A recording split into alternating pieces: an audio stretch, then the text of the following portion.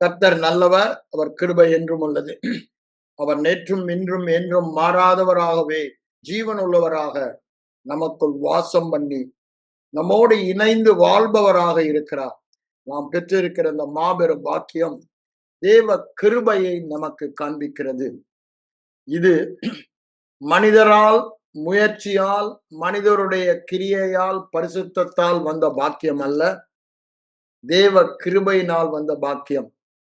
எவன் ஒருவன் இந்த தேவ கிருபையை குறித்த தெளிவான வெளிப்பாடு வேதத்தின் அடிப்படையில் பெற்றுக் கொள்ளுகிறானோ அவன் தேவனாக வாழ்வான் என்று வேதம் சொல்லுகிறது. நாம் ஏற்கனவே கடந்த வாரங்களிலே இந்த எபேசியர் நிருபத்திலே பவுலடிகளார் சொல்லுவதெல்லாம் அவருக்கு கொடுக்கப்பட்ட விசேஷ வெளிப்பாடு என்று சொல்லுகிறார். அதாவது தேவன் காலமாய் நிர்ணயித்தவைகள், அவர் தீர்மானித்தது, அவருடைய திருவுள சித்தம் இந்த கடைசி காலங்களிலே நமக்கு பவுலடிகளார் மூலமாக பரிசுத்த ஆவியானவர் வெளிப்படுத்துவதை அங்க கொலோசியர் 1 25 27 வரைக்கும் சொல்வதை பார்க்கலாம். இங்க கூட பாத்தீங்கன்னா எபேசியர் நிருபத்துல 9 என்ன சொல்றாரு, நம்ம 6 பார்த்துக்கிட்டு இருக்கோம். 9 என்ன சொல்றாரு பாருங்க. இதெல்லாம் சொல்லிட்டு இதற்கு காரணம் என்ன சொல்ல, காலங்கள் நிறைவேறும் போது தம்முடைய குமாரனை அனுப்பினார்னு கலாத்தியர் 4 சொல்றாருல்ல, அததான் காலங்கள் நிறைவேறும் போது விளங்கும் நியமத்தின்படி, இது தேவன் நியமம். அவருடைய அந்த கடைசி காலத்துல அதை எபிரேய ஆக்கியன் என்ன சொல்றான், சீர்திருத்தல் காலம் நிறைவேறும் வரை என்று சொல்லுகிறான். பரலோகத்தில் இருக்கிறவைகளும் பூலோகத்தில் இருக்கிறவைகளும் சகலமும் கிறிஸ்துவுக்குள் கூட்டப்பட வேண்டும். அவருடைய திட்டம் என்ன, நியமனம் என்ன, எல்லாம் கிறிஸ்துவுக்குள்ளாக கூட்டப்பட வேண்டும். அதுதான் அவர் நியமனம். அதை தமக்குள்ளே தீர்மானித்திருந்த தம்முடைய தயவுள்ள சித்தத்தின் ரகசியத்தை பாருங்க. தேவன் தீர்மானித்திருந்தது, தேவனுடைய சித்தம் கூட்டப்பட வேண்டும் எல்லாமே கிறிஸ்துவுக்குள் என்று அவர் நியமித்திருந்தார், தீர்மானித்திருந்தார், சித்தம் கொண்டிருந்தார். அதை ரகசியமாக இருந்ததை இப்பொழுது அறிவித்தார் என்று சொல்லுகிறார். அப்ப இதை பார்க்கும் பொழுது அங்கேயும் நம்ம இத 3ஆம் அதிகாரத்துக்கு வாருங்க.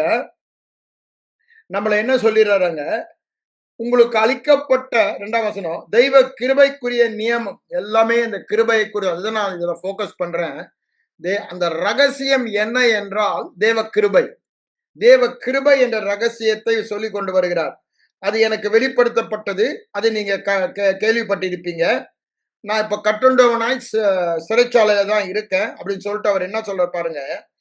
இந்த கிருபையின் ரகசியம் நமக்கு என்ன பண்ணதான், கிருபை, அந்த கிருபையின் சுவிசேஷத்தினாலே இயேசு கிறிஸ்துவோடு உடன் சுதந்திரராய் ஒரே சரீரத்துக்கு உள்ளானவர்களாய் அவர் பண்ணின அனைத்து வாக்குத்தத்தங்களும் ஆமேன் ஆமேன் ஆமேன் ஆமேன் என்று நம்முடைய வாழ்க்கையிலே பலிக்கத்தக்கதாக அதற்கு பங்காளியாக்கினார் என்று சொல்லிட்டு இந்த ரகசியத்தை அவர் எனக்கு வெளிப்படுத்தினார்.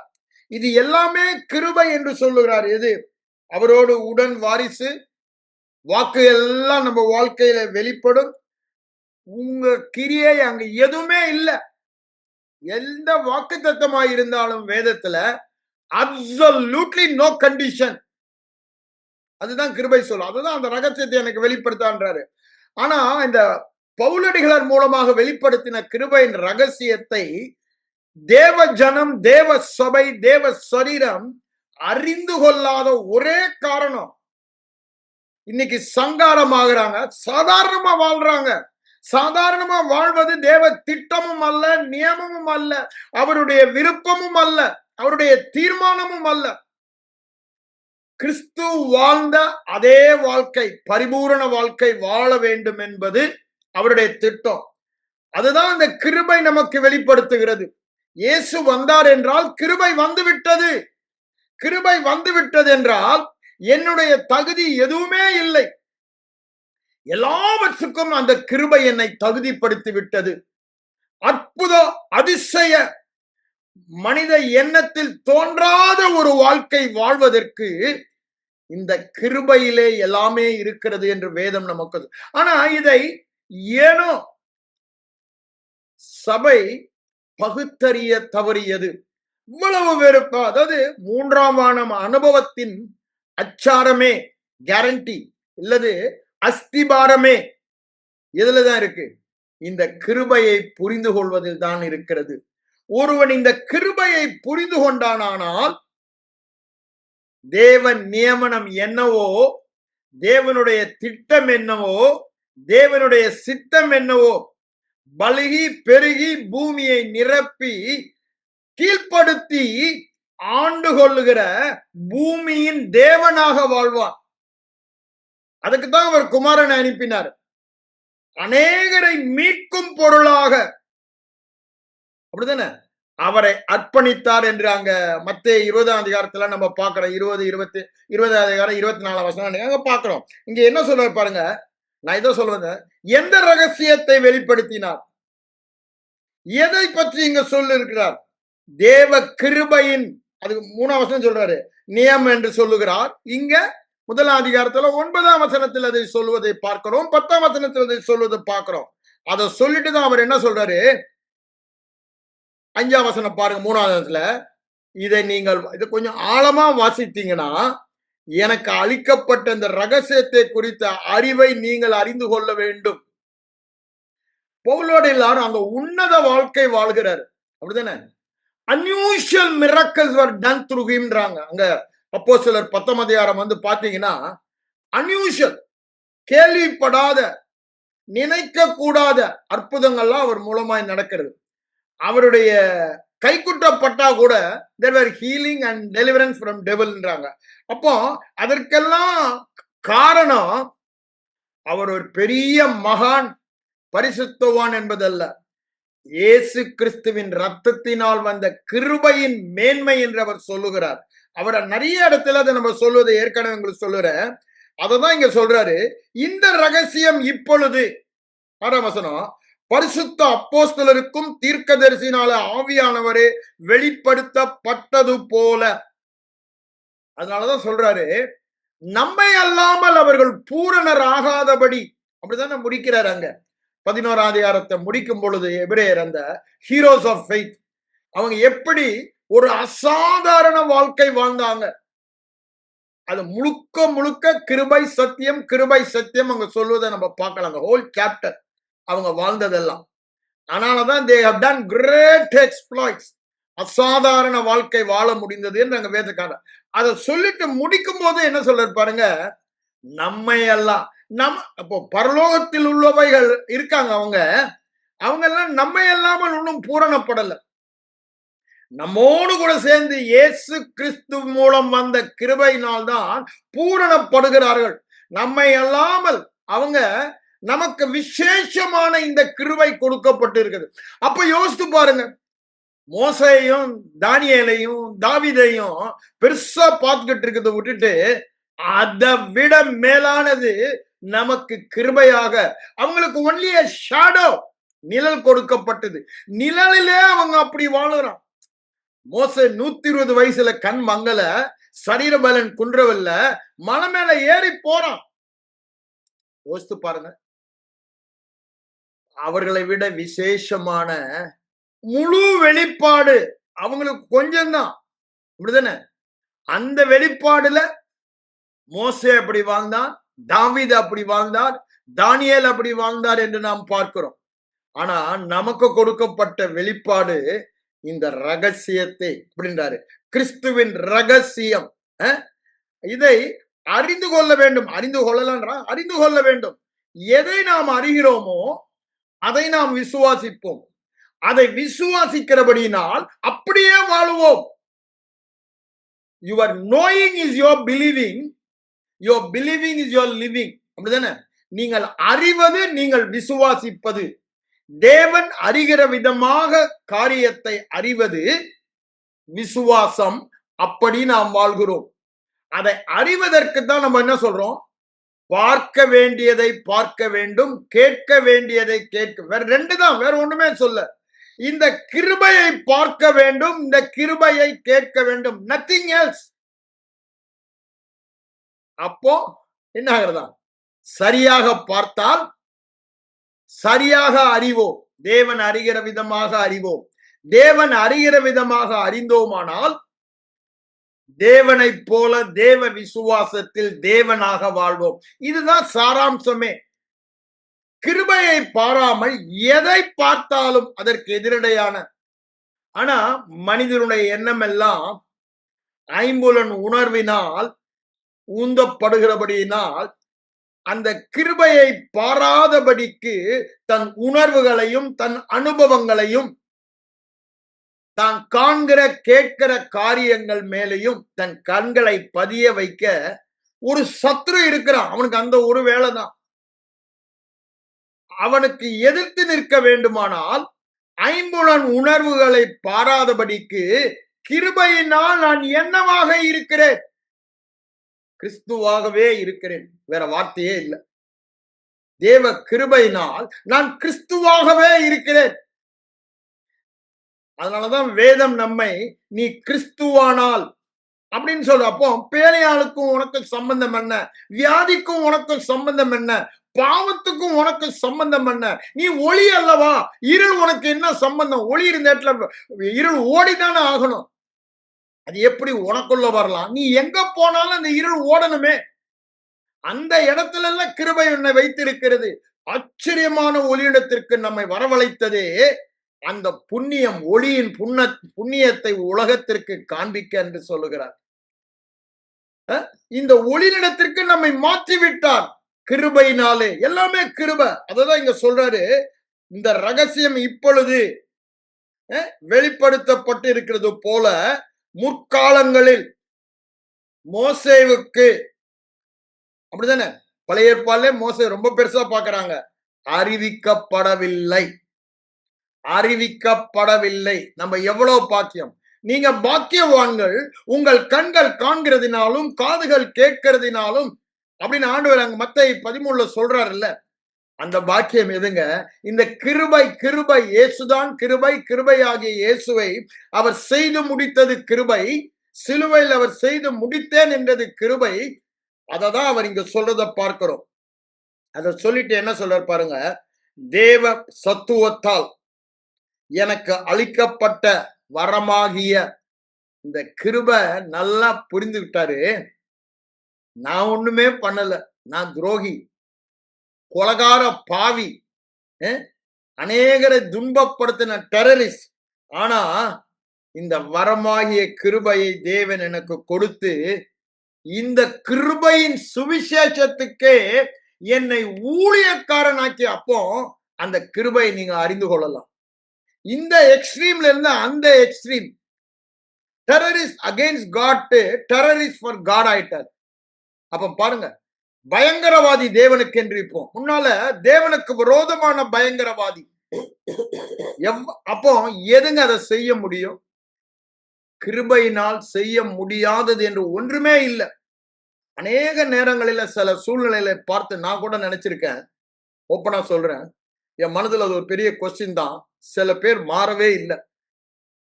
இவங்களை மாற்றவே முடியாது அப்படின்னு நினைக்கிறேன். ஆனா கிருபையால் முடியாதது என்று ஒன்றுமே இல்லை. They are very hardcore. They are highly possessed by evil அப்படின்னு நம்ம நினைக்கிறோம். ஆனா கிருபை பெருகும். எங்க? அந்த எது முடியாது நீங்க நினைக்கிறீங்களோ அந்த இடத்துல கிருபை பெருகுதுன்றா கிருபை அதை மேற்கொள்ளும். கிருபையால் மேற்கொள்ள முடியாதது என்று ஒன்றுமே இல்லை. அதனாலதான் ஆண்டவர் என் கிருபை உனக்கு போதும் அப்படின்னு பவுலடிகளாட்ட சொல்லுவோம். எந்த ஒரு காரியமா இருந்தாலும் பாவம் பெருகிடுச்சுன்னா கிருபை பெருக அதை மூழ்கடிக்கும். ஆனா இன்னைக்கு அதை புரியல. எனக்கு போன வாரம் கூட ஒரு பிரதர், ஒரு நல்ல விசுவாசி பிரதர், பாம்பேல வெட்டரி டாக்டர் தான் எனக்கு அனுப்பியிருக்காரு. ரொம்ப பெரியமானவர். அங்கிருந்து அனுப்பியிருக்காரு. தேவ கோபம் பற்றி எரிய போகுதுன்னு யாரோ ஒருத்தர் புக் எழுதினதை படிச்சுட்டு நம்ம எல்லாம் நிர்விசாரமா இருக்கோம், தேவ கோபம் பற்றி எரிய போகுதுன்னு எழுதியிருக்காரு. கிருபையை ஒன்றும் புரியல. இப்படிதானே ரட்சிக்கப்பட்டு படிச்ச முடிச்சதுமே வெட்டனரி டாக்டர் சயின்ஸை முடிச்சுட்டு ஊழியத்துக்கு தன்னை ஒப்பு கொடுத்து பாம்பேல போய் அந்த ரெட் லைட் ஏரியால ரொம்ப டெடிக்கேட்டடா ஊழியம் செய்கிற ஒரு நல்ல சகோதரன் பாருங்க. நிறைய பேர் டெடிக்கேஷனா ஊழியம் செய்யறாங்க. அர்ப்பணிப்பு இருக்கிறது, அறிவு இல்லை. கிருபையை கொடுத்து அப்ப பாருங்க, அவங்க எல்லாமே இன்னும் இந்த கிருபையின் வெளிப்பாடு இல்லாதபடி ஊழியம் செய்யறதுனால ஒரு பெரிய வெற்றியை காண முடியல. அவங்க எல்லாம் அந்த அர்ப்பணிப்புக்கு கிருபையின் வெளிப்பாடை பெற்றுக் கொண்டாங்கன்னா சாதாரணமா வாழ மாட்டாங்க, சாதாரணமா ஊழியம் செய்ய மாட்டாங்க. அவ்வளவு பெரிய அறுவடை அவங்களால பார்க்க முடியும்.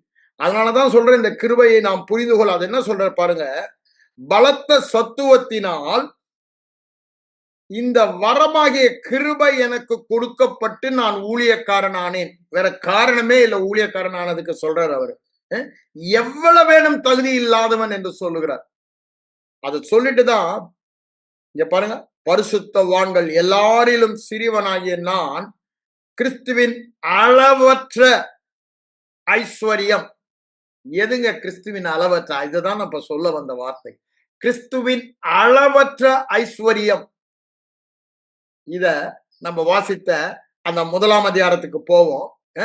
அளவற்ற ஐஸ்வர்யத்தை சுவிசேஷமாக, எது கிறிஸ்துவின் அளவற்ற ஐஸ்வர்யம், எதை சுவிசேஷமாக பவுலடிகளார் அறிவிக்கிறதற்காக அவருக்கும் இந்த கிருபை கொடுக்கப்பட்டது என்று சொல்லுகிறார்.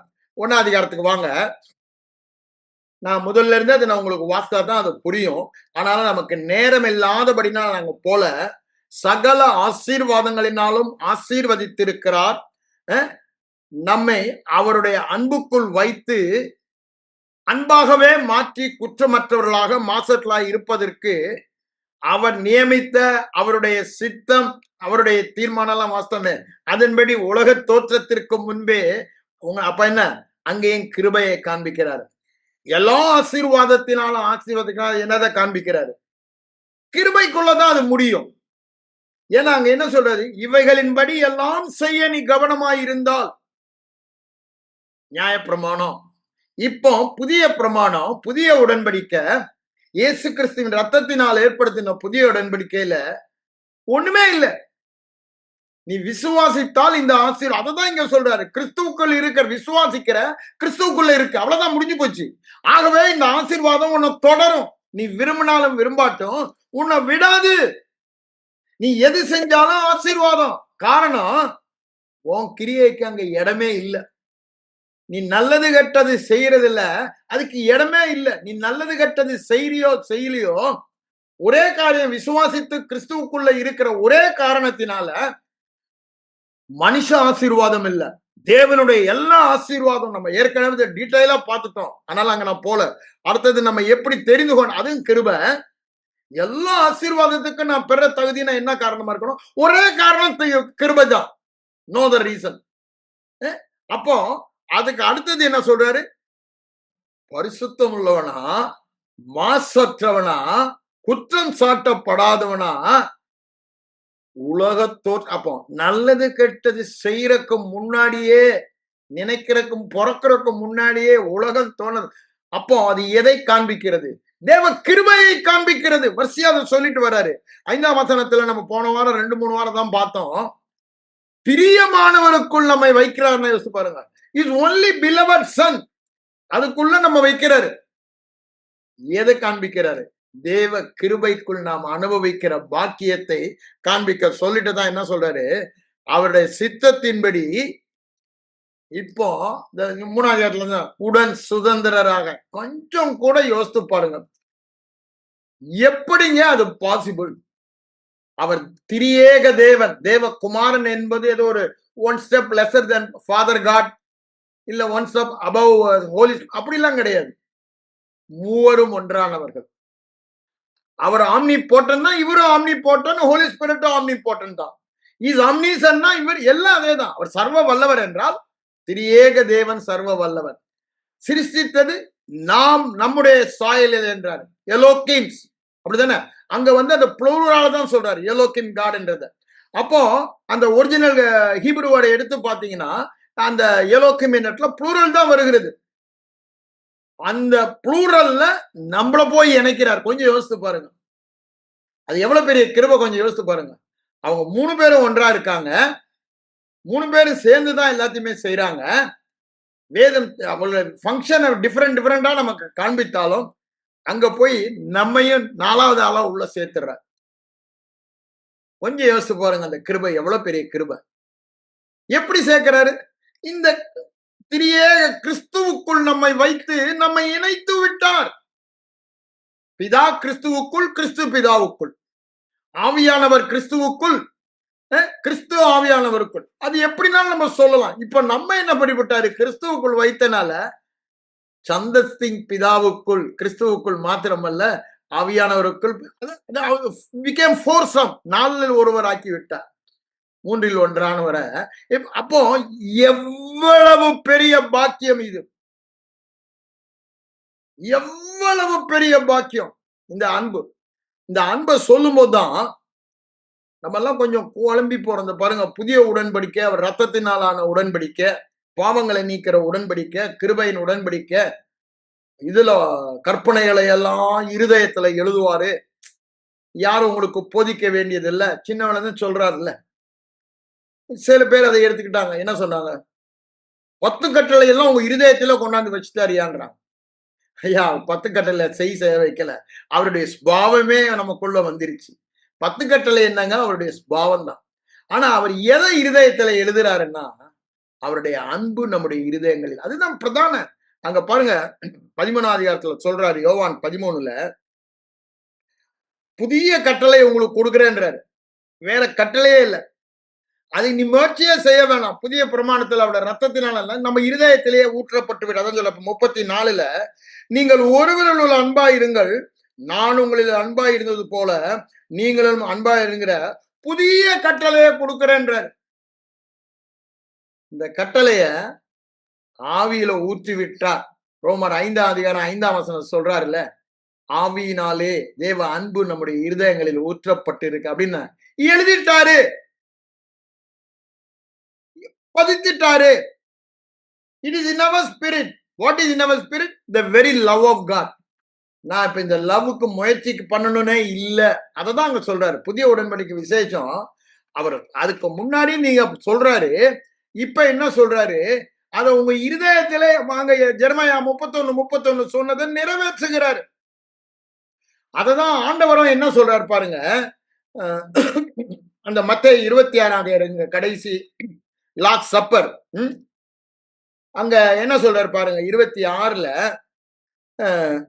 28ஆம் வசனம், இது பாவ மன்னிப்பு உண்டாகும்படி அநேகருக்காக சிந்தப்படுகிற புது உடன்படிக்கைக்குரிய என்னுடைய ரத்தம். இந்த புது உடன்படிக்கையில் அந்த ரத்தத்தினாலே, ரத்தம் பரிகாரமாக செலுத்தி தேவனை சாந்தப்படுத்துவதால், பாவங்கள் எல்லாம் நீக்கப்படுவதால், தண்டனைகள் எல்லாம் இயேசுவின் மேல் செலுத்தப்பட்டதற்கு ரத்தம் அடையாளமாய் இருக்கிறபடியால் தேவன் நம்மேல் கோபமே கொள்ளுவதில்லை, தண்டனை செலுத்துவதில்லை என்று ஏற்படுத்தின புதிய உடன்படிக்கை. அதனாலதான் சொல்றாரு, கிருபையாய் அவருடைய பாவங்களை மன்னித்து இனி ஒருபோதும் அதை நினையாதிருப்பேன்றாரு. அதுதாங்க இந்த ரத்தம், கிருபைக்கு ஆதாரமாக. ஐயா, அந்த கிருபை எனக்கு இலவசம், உங்களுக்கும் இலவசம். ஆனா தேவனுக்கு மாபெரும் கிரயம் செலுத்துகிறார். தன்னோடு 3 அப்பம் அவரையே சிலுவையில் தானமாக கொடுக்கிறார். கடைசி அந்த ரத்தம், it was paid as a ransom. இப்ப சொன்னல 20-24 அது சொல்றாருன்னு, it is paid as a ransom. அநேகரை மீட்கும் பொருளாக, அநேகரை மனிதனிலிருந்து தேவனாக்கும்படியாக, மனித வாழ்க்கையிலிருந்து தேவ வாழ்க்கை வாழும்படியாக தடையாயிருந்த பாவத்தை, பிசாசுக்கு எதுங்க அதிகாரம் கொடுத்தது? என்னைக்கு அவன் உள்ள வந்தான்? ஆதாம் பாவம் செய்த போது. இப்போ இந்த பாவத்தை அவர் நீக்கிறேன்னு சொல்லிட்டாருன்னா, அந்த பயலுக்கு ஏதாவது அதிகாரம் இருக்கா? மரணமோ இருளோ கொடுப்பதற்கு ஒரு சைபர் கூட அவனுக்கு அதிகாரம் இல்லை. பாவம் இருந்தாதான் அவனுக்கு அதிகாரம். இத புரியல. இன்னைக்கும் சொல்றாங்க, பிரதர் எனக்கு ஹார்ட் அட்டாக் வரும், brother please check up any unconfessed sin. நான் சோர்ந்து போயிட்டேன் பிரதர். இது கேட்டதும் ஏமாந்து போயிட்டேன்னு சொல்லணும். அப்புறம் தான் ஆண்டவர் எனக்கு திருப்பி தெளிவை கொடுத்து நான் எளிமை நிக்க முடிஞ்சது. அப்படியே பரதாமா இருந்தேன். இந்த எண்ணத்தினால எங்க தப்பு பண்ணோம். ஐயா, ஆண்டவருடைய ரத்தம் சகல பாவங்களையும் நீக்கி ஏற்கனவே என்னை சுத்திகரித்து கொண்டே இருக்கிறது. ஆனா இது புது உடன்படிக்கை அவர் நினைப்பதில்லைன்றான். மனுஷன் எனக்கு நினைப்பு ஊட்டிட்டு போயிட்டான். பிசாசு மனுஷன் மூலமா சோர்ந்து போனேன். ஏன் எனக்கு வியாதியே வராதுன்னு மார்தட்டினவன் 2015 இந்த விசுவாசமும் சுகமும் எழுதின புக்கை தூக்கி குப்பையில போட்டேன். இது ஏட்டு சுரக்கா கறிக்கு உதவாது, நான் ஜனங்களை ஏமாத்தக்கூடாதுன்னு நினைச்சேன். ஏன்னா என் வாழ்க்கையில ஆனா அந்த நேரம் நான் ஏமாந்து பிசாசின் பொய்யை ஏற்றுக்கொண்டேன். ஒண்ணுதாங்க முக்கியம், இயேசு கிறிஸ்துவின் ரத்தம் சகல பாவங்களை நீக்கிடுச்சு. அந்த விசுவாசம் இருந்தா என்னதான் அவர் மேல அதிக அன்பு கூறுவோம். ஏன் அந்த அன்பினாலதானே அவர் சிலுவைக்கு இப்போ பண்றாரு. அந்த அன்பை உணர எவ்வளவா என்னை அன்பு கூர்ந்து நான் செய்ய போகிற சகல பாவங்களையும் அப்படித்தானே சொல்றாருங்க கொலேசியர்ல. ஆல் சின்ஸ் 2ஆம் அதிகாரத்துல 11-12 வாசித்து பாருங்க. அப்படி சொல்வதை நம்ம பார்க்கலாம். த்ரூ அவுட் நீங்க அதை பார்க்கலாம்.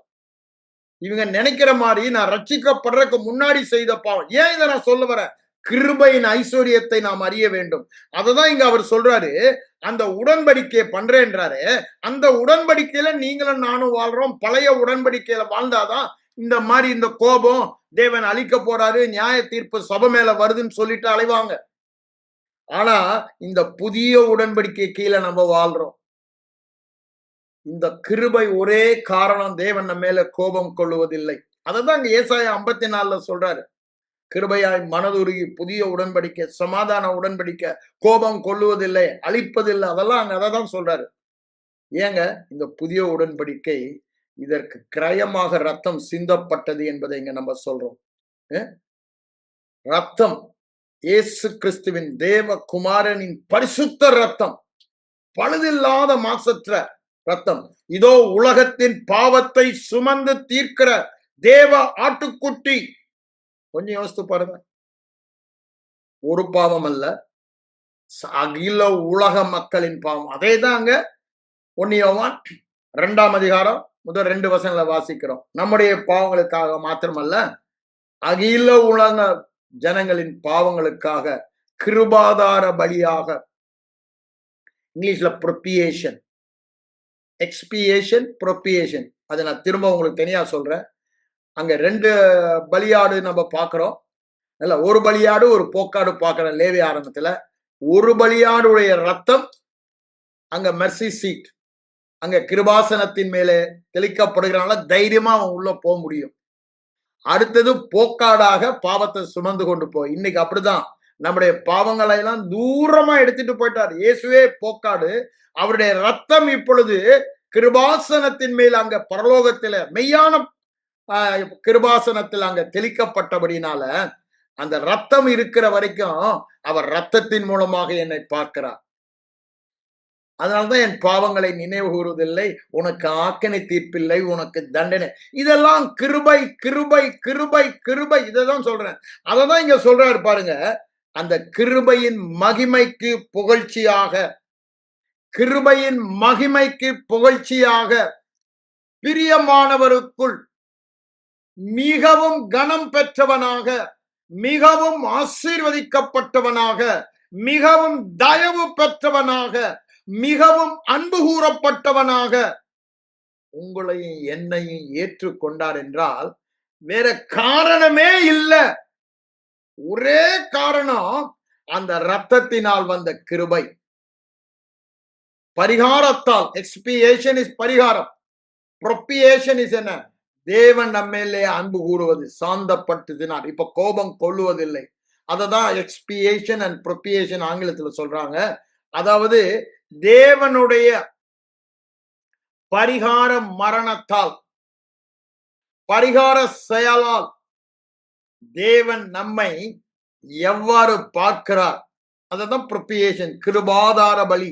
கிருபையின் மூலமாக அவர் கிருபாசனத்தின் மேல் இருக்கிற ரத்தத்தின் மூலமாக நம்மை பார்க்கிறார். அந்த பார்வை நமக்கு வேண்டும். அததான் இங்க என்ன சொல்றாரு பாருங்க, அந்த கிருபையின் மகிமைக்கு புகழ்ச்சியாக இந்த ரகசியம் வெளிப்படுத்தப்பட்டதே அந்த கிருபையின் மகிமைக்கு புகழ்ச்சியாக அவருக்குள் பிரியமானவர்களாக. எப்படி திரியேக தேவனாகிய கிறிஸ்து அவருக்கு பிரியமானவரோ அதே பிரியம் நம்மேலே, அதே அன்பு நம்மேலே, அதே தயவு, அதே ஆசீர்வாதம், அதே கணம், அதே வல்லமை, அதே அதிகாரம் எல்லாம் நம்மேலே கொடுக்கப்பட்டது. கொஞ்சம் யோசித்து பாருங்க. அததான் அவர் சொல்லிட்டு அடுத்த வசனம் சொல்றாரு, தயவுள்ள சித்தத்தின்படியே இயேசு கிறிஸ்து மூலமாய், இன்னொரு சொல்ல போனா இந்த கிருபையின் மூலமாய் சுவிகார புத்திரர், உடன் சுதந்திரர். கொஞ்சம் யோசித்து பாருங்க. The whole world belongs to him. அவர் சர்வத்துக்கும் சுதந்திரவாதியானான்றாரு. எப்போ? அவர் உயிரோடு எழுந்த போதாங்க. ஐயா, அவரோட உடன் வாரிசின் போது அதுக்கப்புறம் நானும் அப்படிதான் இருக்கேன். சர்வத்துக்கும் சொந்தம். ஐயா, வானம் பூமி சகலமும் அவருக்கு சொந்தம்.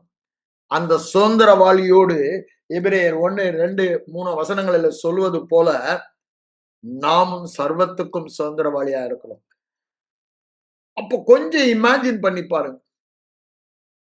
What belongs to us? லிமிட்டே இல்லை. நீங்க எவ்வளவு தூரத்துக்கு விசுவாசிக்கிறீங்களோ அவ்வளவு தூரத்துக்கு அந்த லிமிட்லெஸ்.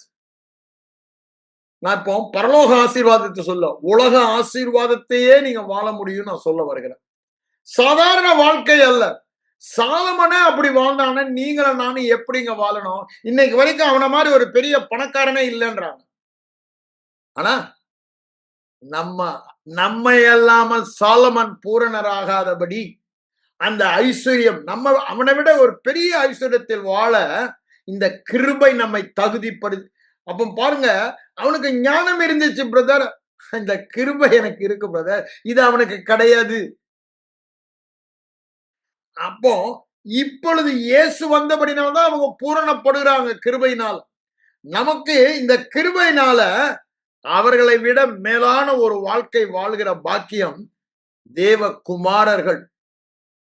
அதனாலதான் நாங்க சொல்ற லூக்கா 3ஆம் அதிகாரத்துல அப்படியே இந்த ஜீனியாலஜி சொல்லிக்கிட்டே வர்றாரு.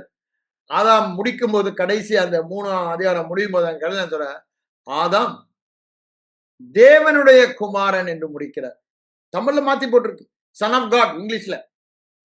தமிழ் டிரான்ஸ்லேட் பண்ணவங்களுக்கு கை வரல. அணையத்துல அப்படிதான். அந்த பாருங்க, தேவ தூதரிலும் சற்று மாத்திட்டாங்க. ஏன்? அங்க தேவ தூதர் கிடையாது. Is little lower than Elohim God. திரியேக தேவனை விட கொஞ்சம் சின்னவன் தான். சில இது ஜனங்களால அக்செப்ட் பண்ணலாம். டிரான்ஸ்லேட்டருடைய மைண்ட் அங்க உள்ள வந்துருது. அது எப்படி இருக்க முடியும்?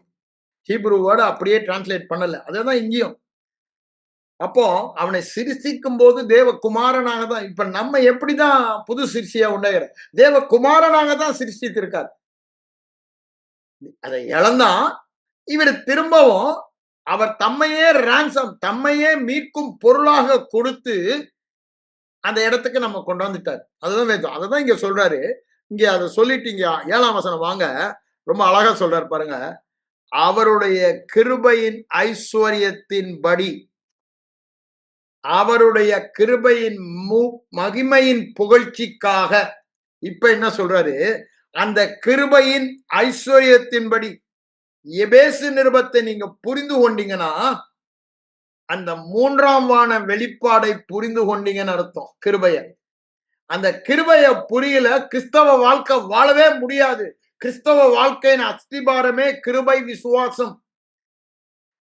அதாவது ஆண்டவர் கொடுப்பது கிருபை, நாம் வாழ்வது விசுவாசம். அந்த கிருபையை சார்ந்து வேற அந்த கிருபையை அறியாம கிறிஸ்தவ வாழ்க்கை வாழவே முடியாது. Right from the day you are born again, மறுபிறப்பில் இருந்து கடைசி வரை இந்த கிருபைதான். கிருபைன்னு சொல்லும் போது நன்றாக புரிந்து கொள்ளணும், அது என்னை சார்ந்தது அல்ல, மற்றொருவரை சார்ந்தது.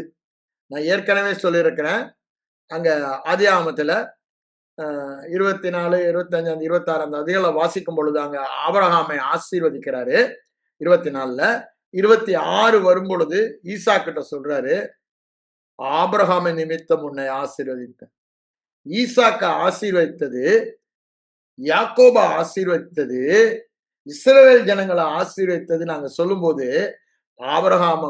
ஆனா நமக்கு சொல்றாரு கிறிஸ்துவுக்குள் இருக்கிற ஒரே காரணம். அப்ப பாருங்க, பிகாஸ் ஆஃப் சம்படி, அவருடைய தகுதி நமக்கு வருகிறது. He took my place on the cross and gave his place. அப்ப பாருங்க, அவருடைய கீழ்ப்படிதலினால் வந்த விளைவு அனைத்தையும், மரண பரியந்தம் கீழ்ப்படிந்தவரானபடியால் அவரை உயர்த்தி எல்லாம் மேல உயர்த்தினாரு. அந்த உயர்ந்த ஸ்தானத்துக்கு என்ன என் கீழ்ப்படியாம இல்லாம, என் கிரியை இல்லாம கொண்டாந்துட்டாரு. ஆனா அவருக்கு அவருடைய கீழ்ப்படுதலினால் அந்த இடத்துக்கு வந்தாரு, இயேசுவின் நாமத்துக்கு.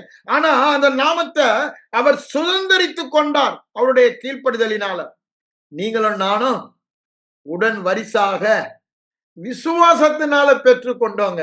எல்லாமே இயேசு என்னென்ன பெற்றாரோ அவை அனைத்தையும் விசுவாசத்தில். அதுதாங்க கிருபை. இயேசுவின் நிமித்தம் அததான் இங்க சொல்ல வருகிறார் கிருபை என்று சொல்லும் பொழுது. அங்க யோனத்தானுடைய மகனுக்கு தாவீது சொல்றான் மேவிபோசேத்துக்கு, யோனத்தானின் நிமித்தம். அதேதான் நமக்கும் சொல்றார். அந்த 9ஆம் அதிகாரம் 2 சாமுவேல்ல சொல்றாருல, அதேதான் இங்க சொல்றார். இயேசு கிறிஸ்துவின் நிமித்தம், அதுதான் கிருபை. All because of Jesus, that one sacrifice on the cross, அந்த ஒரே பரிகாரம்.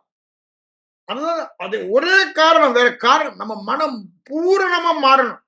No other reason. நான் இந்த ஊழியம் செஞ்சேன், இவ்வளவு உபவாசம் பண்ணேன், இவ்வளவு கொடுத்தேன், இவ்வளவு பண்ணேன், அப்படி பண்ணேன், இப்படி பண்ணேன். நோ, ஒரே காரணம். இயேசு பரிகாரமாக சிலுவையில் செலுத்தின அந்த பரிகாரம் ஒண்ணுதான். அந்த கிருபாதார பலி ஒண்ணுதான் நம்மை தகுதிப்படுத்தினது.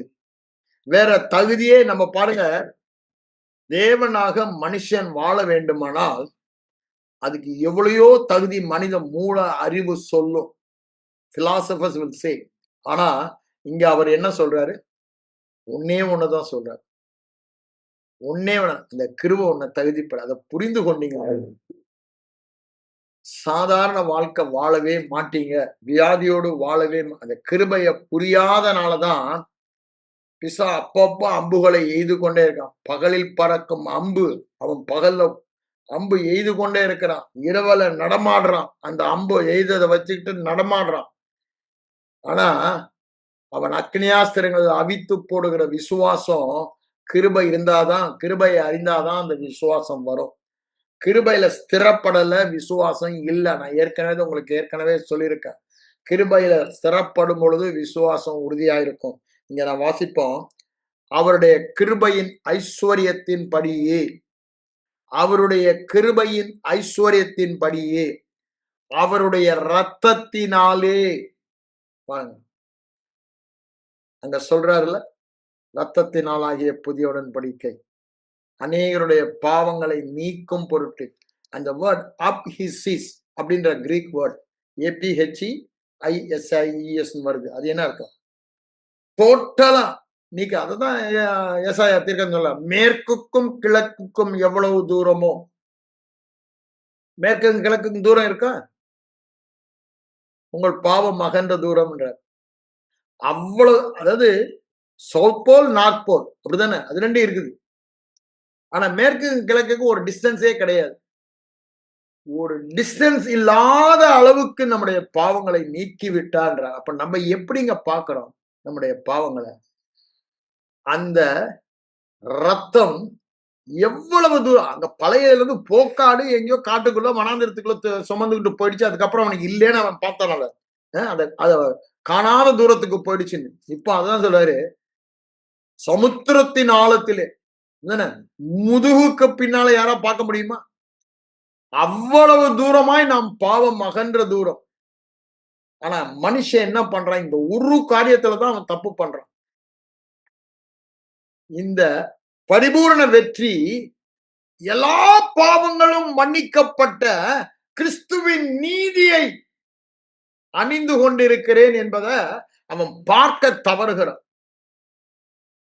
அதனாலதான் அன்பு கூற முடியல.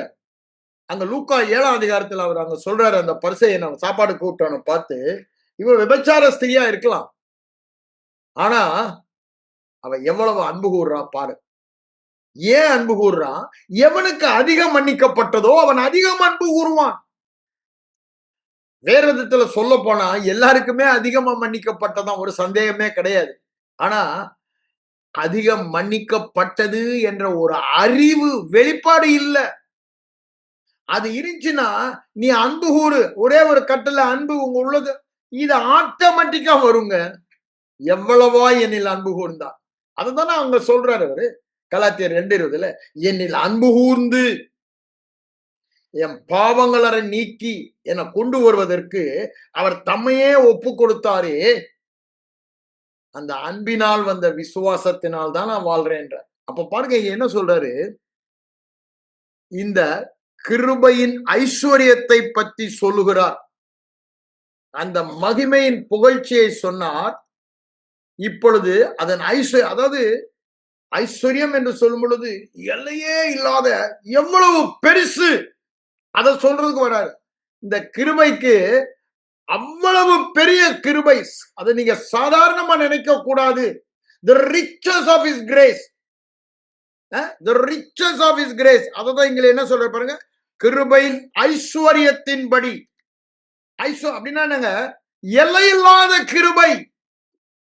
கிறிஸ்துவின் ஐஸ்வர்யத்தை அங்க சொல்றல, அந்த எல்லையில்லாத கிருபையின் ஐஸ்வர்யத்தை அதை சுவிசேஷமா சொல்றதுக்கு தான் என்ன கூப்பிட்டுருக்கான்னு சொல்லிட்டு, அதை விட்டா நான் வேற எதையும் நான் நினைக்க மாட்டேன், பேச மாட்டேன்றாரு.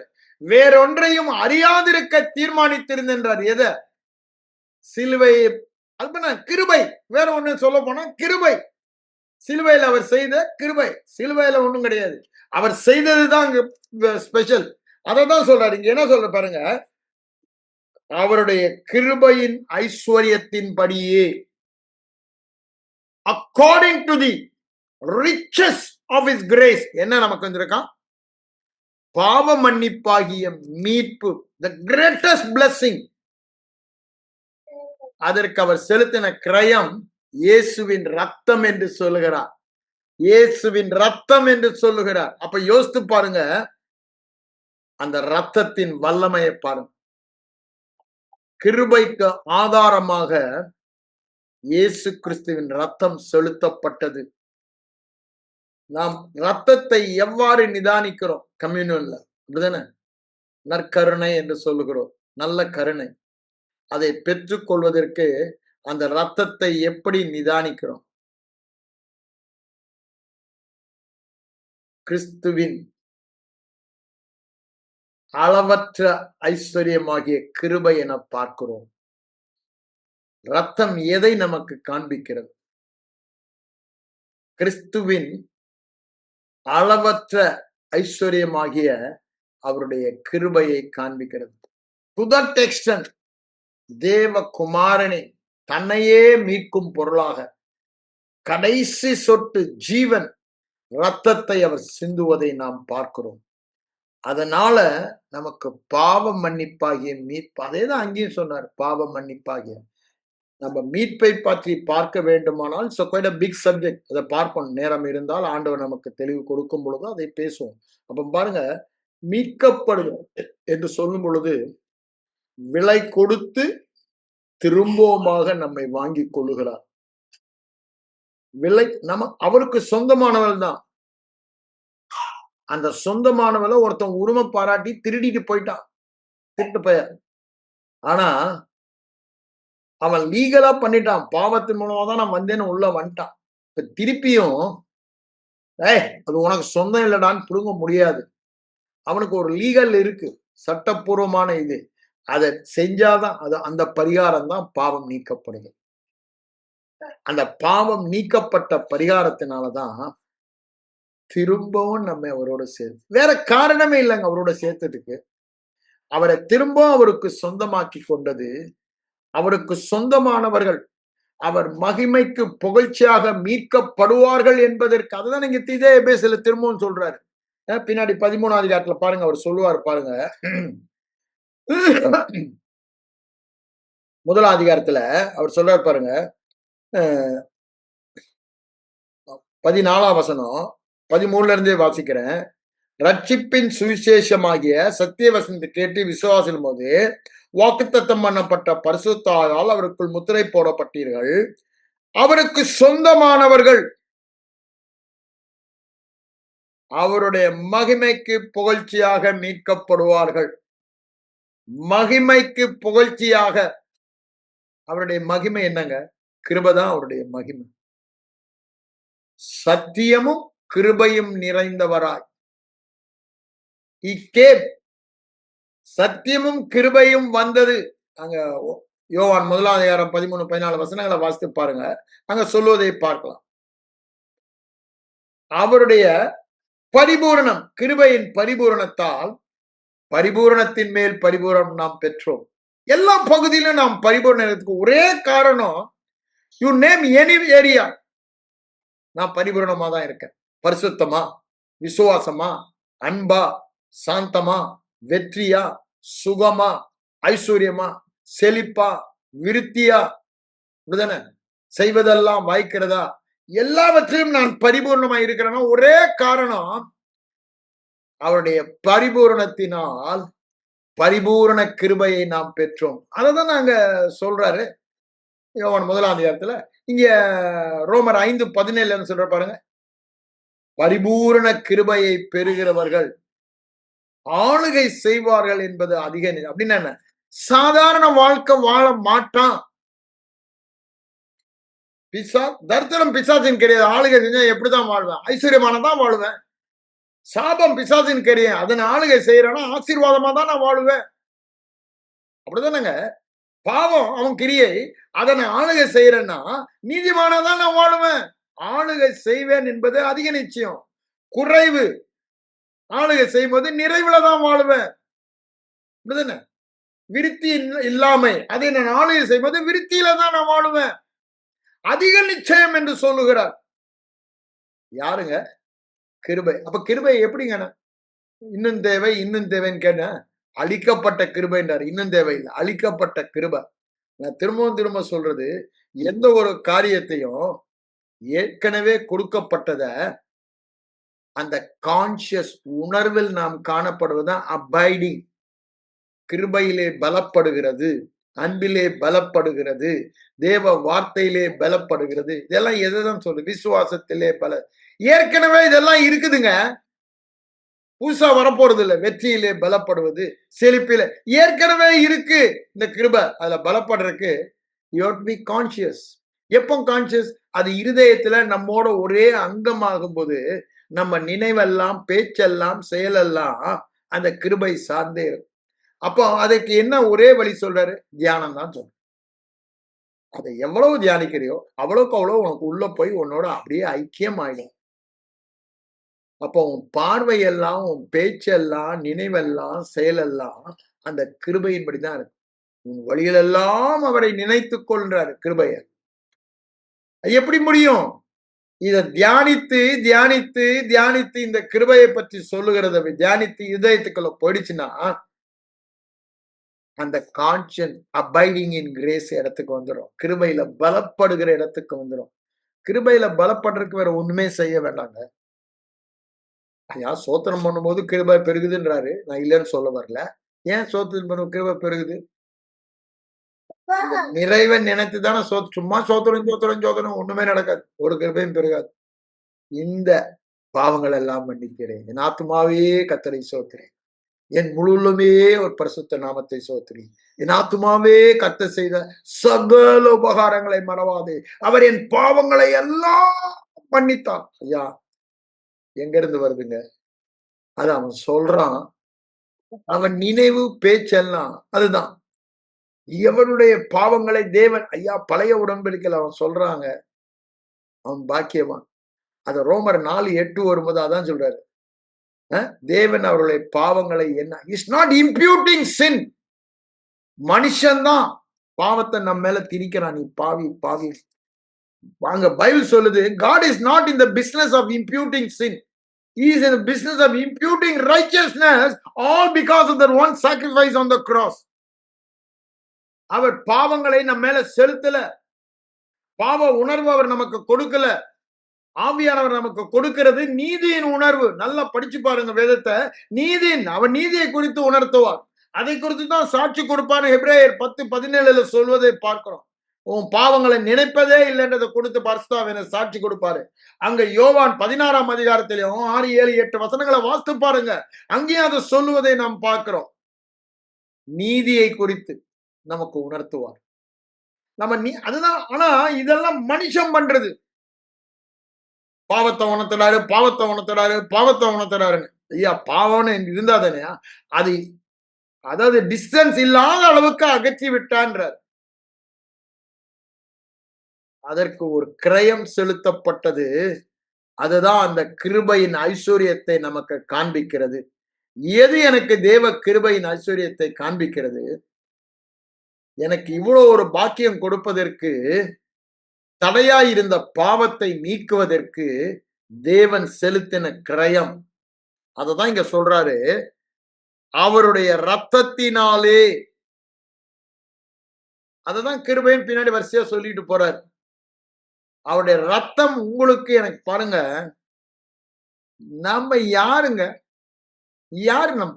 அங்க சொல்றார் ரோமர் 5, பலன் இல்லாதவர்கள், துரோகிகள், பாவிகள், விரோதமானவர்கள், ஒரு நன்மையும் இல்ல. இவனுக்கு ஏதாவது செய்யலான்னு பார்த்தா ஒண்ணு கூட இல்ல. ஏதாவது ஒண்ணு நடந்தா மன தூக்கி விட்டுலான்னு பாக்குறான். அந்த நேரத்துல என்னை தூக்கி விடுவதற்கு ஒரு நன்மையும் இல்ல. அப்படிதானே? பாவியா இருக்கேன், துரோகியா இருக்கேன், விரோதியா இருக்கேன், பலன் இல்லாதவனா இருக்கேன். அப்போ எனக்காக அவர் மரிக்கிறார், ரத்தத்தை சிந்துகிறார். அதுதானங்க நமக்கு காமிக்குது கிருபைய. அததான் சொல்றாரு கிருபை. அந்த கிருபையின் ஐஸ்வர்யம் என்று சொல்லுகிறார்.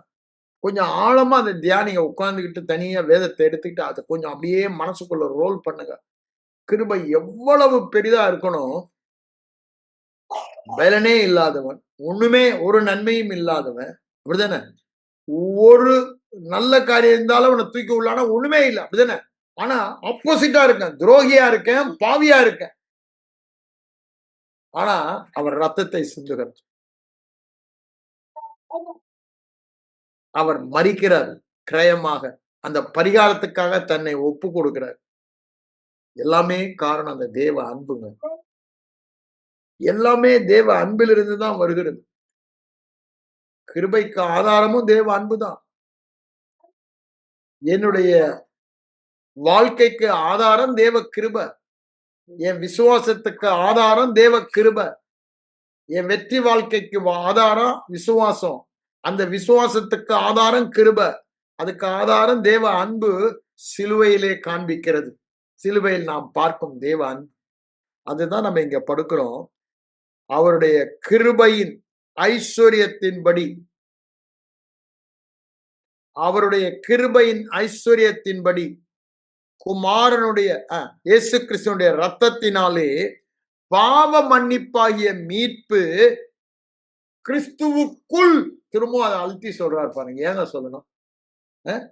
பாவ மன்னிப்பாகிய மீட்பு கிறிஸ்துவுக்குள். பாவ மன்னிப்பாகிய மீட்பு கிறிஸ்துவுக்குள் நமக்கு உண்டாய் இருக்கிறது. உண்டாக போகிறது அல்ல, உண்டாய் இருக்கிறது. நான் அறிக்கை பண்ணுகிறபடினால, நான் அறிக்கை பண்ண வேணான்னு சொல்லல, பண்ணனா பண்ணுங்க. ஆனா இங்க அறிக்கை பண்ணுகிறபடினால் சொல்றாரா? அளவற்ற கிருபையின் ஐஸ்வர்யத்தின்படி இந்த பாவ மன்னிப்பாகி மீட்பு உண்டாவதற்கு காரணம் அளவற்ற கிருபையின் ஐஸ்வர்யம், தேவகுமாரனுடைய ரத்தம் செலுத்தப்பட்ட ஒரே காரணம். நான் உட்கார்ந்து அழுது இந்த ரிப்பன்டன்ஸ் சொல்றாங்கல்ல, மனம் திரும்ப. மற்ற நோயா தேவன் எனக்கு என்ன செய்தார் என்பது மனம் மாறுவதுதான். ஆனா இன்னைக்கு என்ன பண்ணிட்டாங்க? அதை தான் பெருசுப்படுத்திட்டாங்க. பாவத்துக்கு அப்படியே மனஸ்தாபப்படணும் பிரதர். மனஸ்தாபப்பட்டு அழுது புலம்பி, அப்படிதான் ஆதியில சொன்னாங்க. இன்னைக்கும் சில பேர் சொல்லிக்கிட்டு இருக்காங்க. அழுது புலம்பி ஆண்டவர்கிட்ட you have to do something. அங்க என்ன வந்துடுது, அவர் பண்ணிட்டாரு, இப்ப நீ ஒண்ணு பண்ணணும்.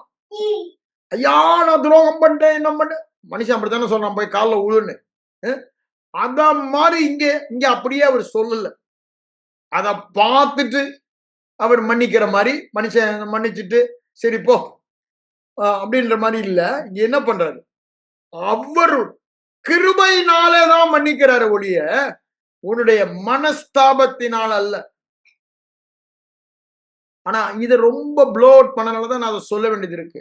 மனஸ்தாபம் வர இல்லைன்னு சொல்லல. ஆனா மெட்டனோயா மனம் திரும்புதல் என்பது கிருபையினால மனம் திரும்புவதை தான் அவர் அங்க சொல்லுகிறார். கிருபைக்கு மனம் திரும்புதான். நம்பிக்கையுடைய சிறைகளே அரணுக்கு திரும்புங்க, அததான் சொல்ல வர்றார். இதுதான் நமக்கு அரண். இயேசு கிறிஸ்துவின் ரத்தத்தினால் வந்த மீட்பு தான் எனக்கு ஸ்ட்ராங் அரண்.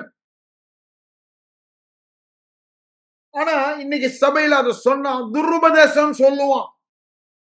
ஆனா வேதம் அது கிருபையை புரிந்து கொண்டவன் தான் அதை ஏற்றுக்கொள்ளுவான். சபையில ஒண்ணு கிருபை போதிக்கப்படாதபடினால இந்த மனஸ்தாபம் இல்லாத மனம் திரும்புதல்ன்றான். அவன் இதான் சொல்றான், மனஸ்தாபம் இல்லாத மனம் திரும்புதல். அதனாலதான் இன்னைக்கு சபை இவ்வளவு மோசம். இதை ஒரு ரீசனாவே சொல்றான். ஆனா பில் ஜான்சன் ரொம்ப அழகா சொல்லுவாரு. அதாவது மனம் திரும்புறதுக்கு அவங்க மனஸ்தாபப்பட்ட அளவு, அதே மனஸ்தாபப்பட்டு மனம் திரும்பின அளவுக்கு ஒன்னும் இந்த சத்தியத்தினால அவங்க மனம் திரும்பல. அவங்க மனஸ்தாபத்துல தான் திரும்பி இருக்காங்களோ ஒழிய இந்த சத்தியத்தினால பாவம் மன்னிக்கப்பட்டபடினால தாங்க என்னவா இருக்கிறாங்கன்ற அளவுக்கு அவங்க மனம் ஒன்றும் மாறலன்னு. அதனாலதான் அந்த வல்லமை அவங்க வாழ்க்கையில வெளிப்படல. சுவிசேஷத்தின் வல்லமையோ சுவிசேஷத்தினுடைய ஐஸ்வர்யமோ மகத்துவமோ இதுவரைக்கும் வெளிப்படாதற்கு மனம் அவ்வாறு கிருபைக்கு மனம் மாறவில்லை என்று சொல்லுகிறார். கிருபைக்கு மனம் மாறணும். அததான் இங்க சொல்றாரு, அவருடைய கிருபையின் ஐஸ்வர்யத்தின்படி, அவருடைய கிருபையின் ஐஸ்வர்யத்தின்படி, கிருபையின் ஐஸ்வர்யத்தின்படி, திரும்ப திரும்ப சொல்லுங்க, தேவனுடைய கிருபையின் ஐஸ்வர்யத்தின்படி பாவ மன்னிப்பாகிய மீட்பு தேவகுமாரனுடைய ரத்தத்தினாலே கிறிஸ்துவுக்குள் கிறிஸ்துவுக்குள் நமக்கு உண்டாயிருக்கிறது என்று சொல்லுகிறார். இத நம்ம உண்மையா திரும்ப திரும்ப சொல்லி நம்ம விசுவாசித்தோம்னா குற்றமுள்ள மனசாட்சியே நமக்கு வராது. பாவி என்ற எண்ணமே நமக்கு வராது. என்ன எண்ணம் வரும்? நீதிமான் என்ற எண்ணம். என்ன நீதிமான்? இயேசு கிறிஸ்துவின் நீதியை உடையவன் என்ற விசுவாசம். அதாவது அவர் என்ன நீதியோ அதே. அப்போ அது நமக்கு என்ன கொடுக்கிறது? தேவனோடு எந்த ஒரு தாழ்வு மனப்பான்மை, ஆண்டவரே குன்றி குறுகிதோ பாவி நான் வந்திருக்கேன் ஆண்டவரே அப்படின்ற மனப்பான்மை இல்லை. அப்படி போல்டா செஸ்ட வரைச்சிக்கிட்டு எப்படி இயேசு தேவனுக்கு முன்பாக செல்லுவாரோ, பிதாவுக்கு முன்பாக திரியேக தேவன் அதே இடத்துக்கு நம்மை கொண்டு வந்திருக்க. அதை அறிந்து கொண்டாதான் இந்த பிசாசுக்கு முன்னாடி நமக்கு சர்வ அதிகாரமும் கொடுக்கப்படும் தைரியம் வர்றதுக்கு காரணம் என்னங்க? இந்த நீதி. அவனுக்கு நான் அதிகாரின்ற ஒரு உறுதியை தர்றது இந்த நீதி. நீதியை அறியும் பொழுதுதான் அதிகாரத்தை அறிகிறோம். அங்க தாழ்வு மனப்பையன் நான் நீதிமான், அவனுக்கு எப்போ அதிகாரம் கிடைச்சிச்சு? அந்த ஃபெலோக்கு எப்போ அதிகாரம் கிடைச்சிச்சு? அங்க ஆதாம் பாவம் செய்யும் போது அவனுக்கு அதிகாரம் கிடைச்சிச்சு, ஆண்டு கொண்டான். இப்போ பாவங்கள் எல்லாம் நீக்கப்பட்ட நீதிமான், அவனுக்கு ஏதாவது அதிகாரம் இருக்கா? கொஞ்சம் கொஞ்சம் யோசித்து பாருங்க. இந்த கிருபையின் ஐஸ்வர்யம் நமக்கு என்ன? அவனுக்கு ஏதாவது அதிகாரம் இருக்கா? அவனுக்கு அதிகாரம் வந்ததே அன்னைக்கு ஆதாம் செஞ்சப்போ. ஆனா இன்னைக்கு அதை தான் மாத்தி பிரசங்கம் பண்றாங்க. நீ பாவம் செஞ்சா அவனுக்கு அதிகாரம் கொடுக்குறான், அதனால தான் உனக்கு வியாதி கொடுக்குறான், அது கொடுக்குறான், மண்ணாங்கட்டி கொடுக்குறான். இதோ உலகத்தின் அதிபதி வருகிறான், அவனுக்கு என்னிடத்தில் ஒன்றும் இல்லை என்று இருக்கிறது கிறிஸ்துவின் நீதி.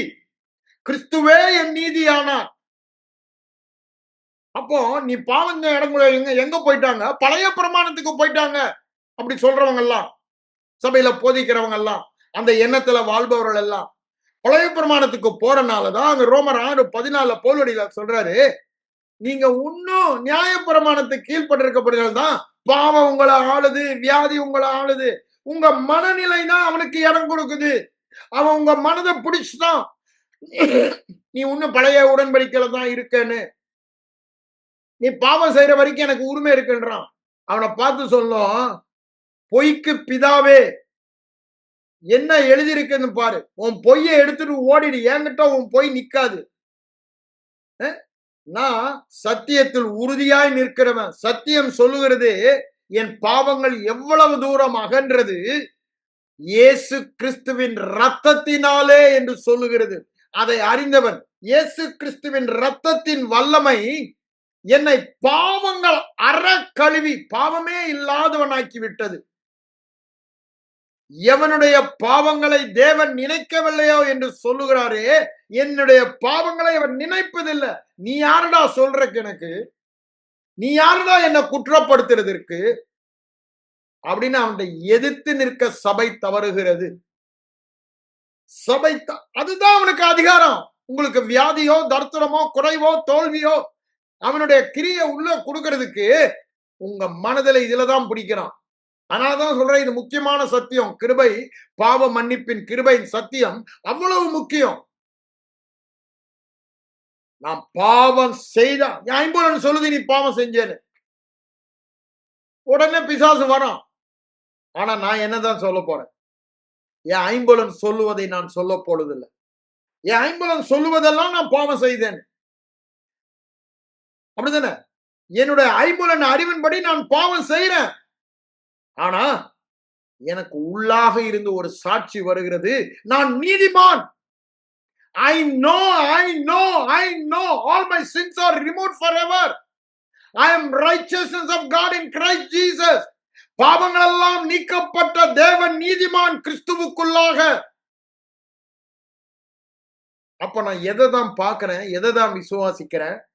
நல்லா யோசித்து பாருங்க. எதை பார்க்கிறோம், எதை விசுவாசிக்கிறோம், எதை நினைக்கிறோம், எதை பேசுகிறோம், எதை ஏற்றுக்கொள்ளுகிறோம்? கிருபையை ஏற்றுக்கொள்ளுகிறோமா? the minute நான் செய்யாததை நான் ஏற்றுக்கொள்ளும் பொழுது நியாயப்பிரமாணத்துக்கு கீழே போறோம். அந்த பயலுக்கு, அந்த பையன் ஒன்னும் ஆகாத பையன், கையால் ஆகாத பையன், ஒண்ணுமே அவனால செய்ய முடியாது. அவனுக்கு ஏதாவது செய்யறதுக்கு ஒரு பலனை கொடுக்குறீங்க.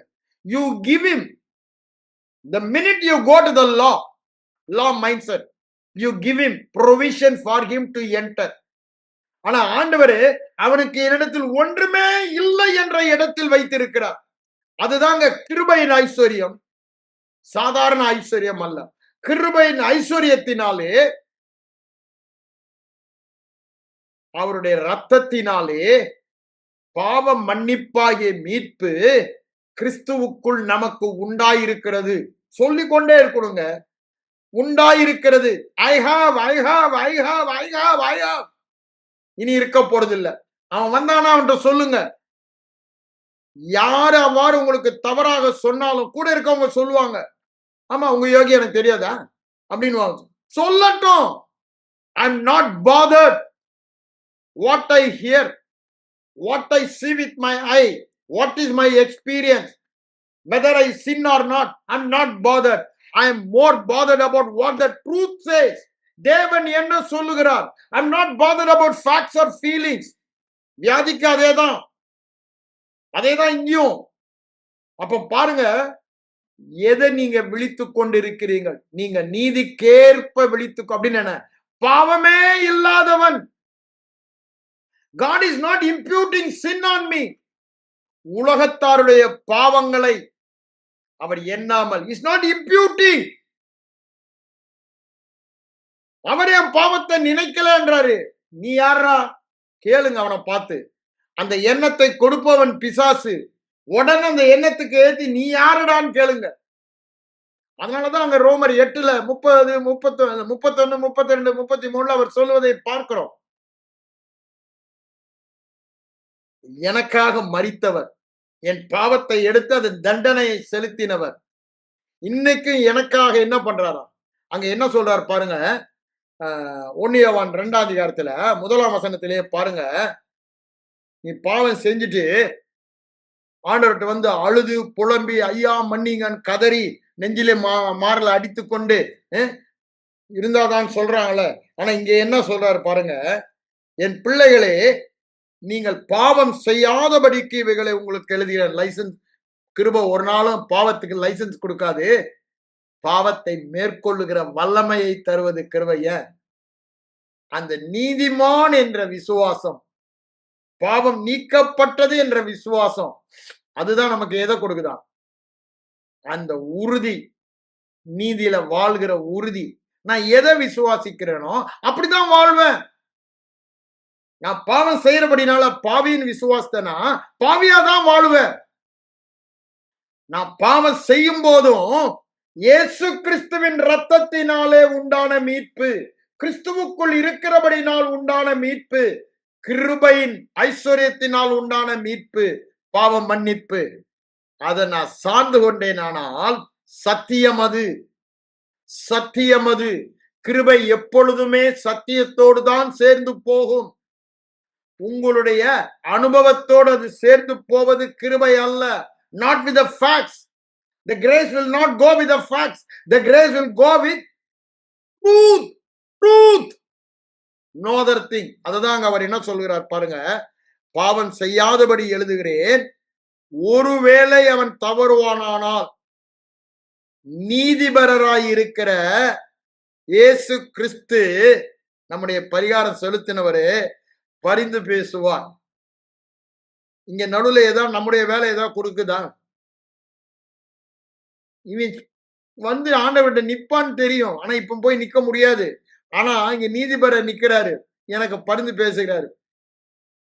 அதை நான் எடுத்துட்டேன்ல.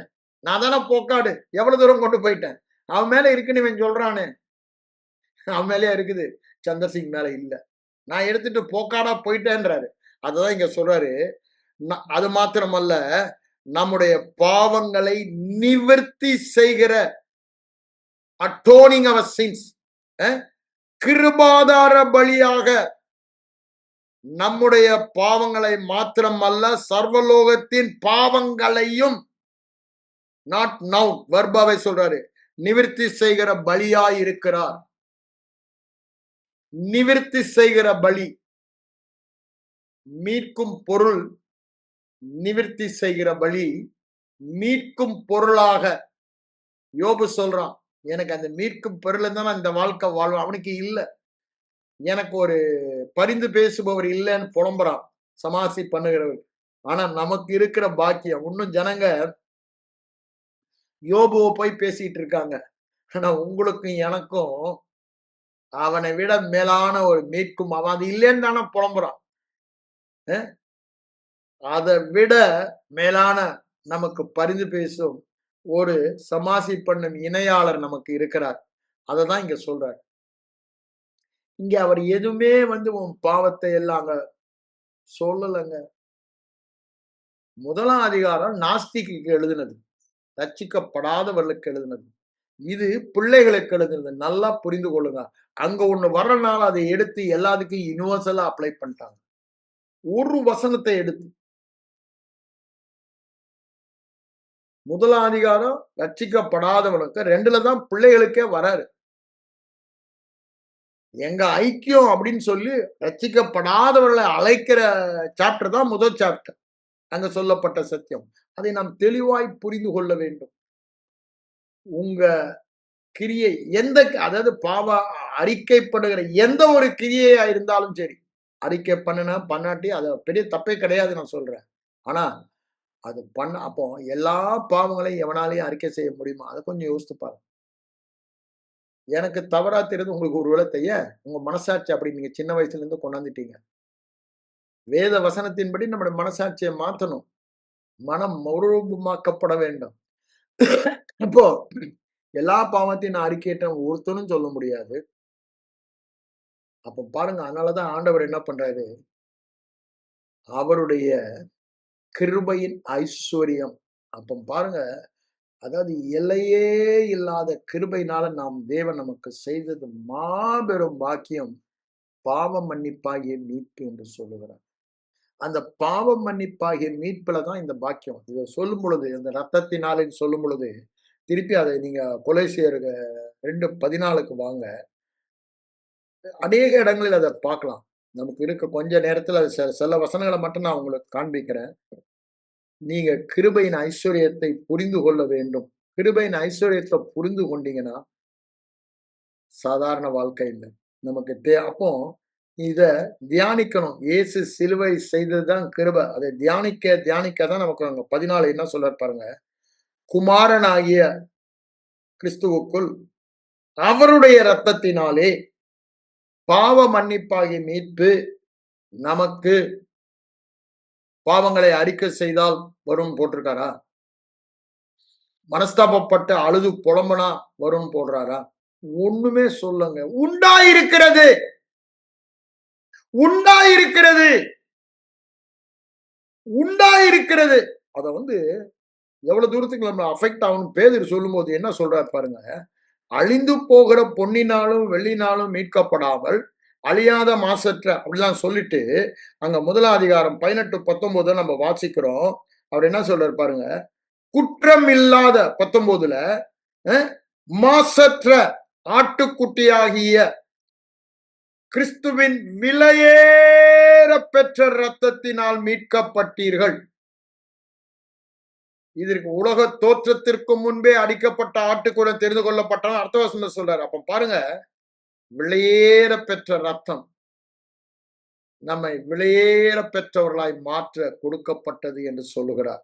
It is paid as a ransom. மீட்கும் பொருளாக அநேகரை மீட்கும் பொருளாக தம்மையே கொடுக்க வந்தவர் சொல்ல. இதுதான் அங்க என்ன சொல்றாரு பாருங்க.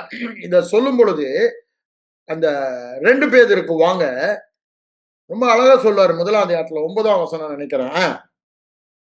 இவைகள் இல்லாதவன் எவைகள்?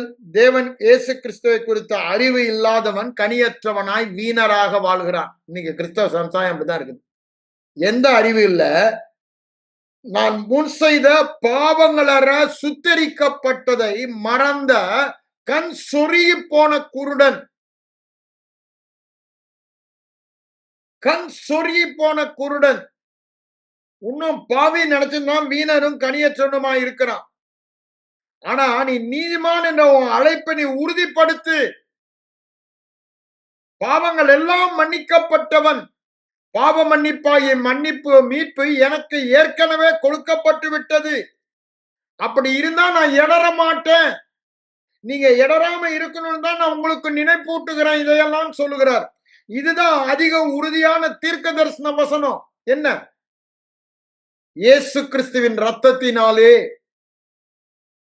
கிறிஸ்துவுக்குள் கிருபையின் ஐஸ்வர்யத்தின்படி பாவ மன்னிப்பாய் உண்டாயிருக்கிறது. இது அதிக உறுதியான தீர்க்க தரிசன வசனம். அருமையும் மேன்மையுமான தேவனுடைய வார்த்தை. இதுக்கு மேல அருமையான மங்களமான வார்த்தை இல்ல. ஒரு மங்களமான அருமையான மேன்மையான தீர்க்க தரிசனமான உறுதியான வார்த்தை. அவருடைய இரத்தத்தினாலே பாவ மன்னிப்பாகிய மீட்பு அவருடைய கிருபையின் ஐஸ்வர்யத்தின்படி கிறிஸ்துவுக்குள் எனக்கு உண்டாயிருக்கிறது. அதிக உறுதியான தீர்க்க தரிசன வார்த்தை. இது என் இருதயத்தில் உதிக்கும் அளவும் அதையே பார்த்து கொண்டிருக்க சொல்லுகிறார். அதுதான் உங்களுக்கு நல்லது என்று சொல்லுகிறார். இது மனுஷன் பவுலோ நானோ எழுதினது அல்ல என்று சொல்லுகிறார். தேவ ஆவியால் தேவ சித்தத்தை வெளிப்படுத்த, தேவ ரகசியத்தை வெளிப்படுத்த எழுதப்பட்டது என்று சொல்லுகிறார். அப்ப பாருங்க, கொலோசையில் அதை சொல்றாரு. அதே எபிரேயருக்கு வாங்க. எபிரேயர்ல நிறைய வசனம் உண்டு. ஆனா அந்த 9:12 மட்டும் நான் உங்களுக்கு மீட்பை பார்த்துக்கிட்டு இருக்கோம். 9:12 மட்டும் நான் உங்களுக்கு சொல்றேன். 12ல என்ன சொல்ற? வெள்ளாட்டு கடா இளங்காலை எல்லாம் பழைய ஏற்பாடுன்னு சொல்றாரு. அந்த ரத்தத்தினால் அல்ல, தம்முடைய சொந்த ரத்தத்தினாலே விலையேற பெற்ற ரத்தம். சொந்த ரத்தம், சொந்த ரத்தம், விலையேற பெற்ற ரத்தம். ஒரே தரம், அடிக்கடி இல்லைங்க, மகா பரிசுத்த ஸ்தலத்திலே ஐயா மகா பரிசுத்த தலத்துல அங்க இருந்த பிரதான ஆச்சாரியம் வருஷத்துக்கு ஒரு தடவை இந்த ஆடு மாடுடைய போய் போறான் கிருபாசனத்தண்ட. கிருபாசனம் is the place of meeting அப்படிதான் சொல்றாருல. நான் சந்திக்கும் இடம் என்று சொல்லுகிறார். ஏன் அங்க ரத்தத்தை பாக்குறனால அவன் ஆண்டவரை பார்த்து அவன் உயிரோட இருக்க முடியும். அவரை மீட் பண்ணியும் உயிரோட இருக்க பாக்குறானோ இல்லையோ மீட் பண்ணியும் உயிரோட இருக்க முடியும். அந்த ரத்தம் அவனை அங்க ப்ரொடெக்ட் பண்ணுது. இன்னைக்கு அந்த ரத்தத்தினாலதான் நம்ம ப்ரொடெக்ட் பண்ணப்படுகிறோம்.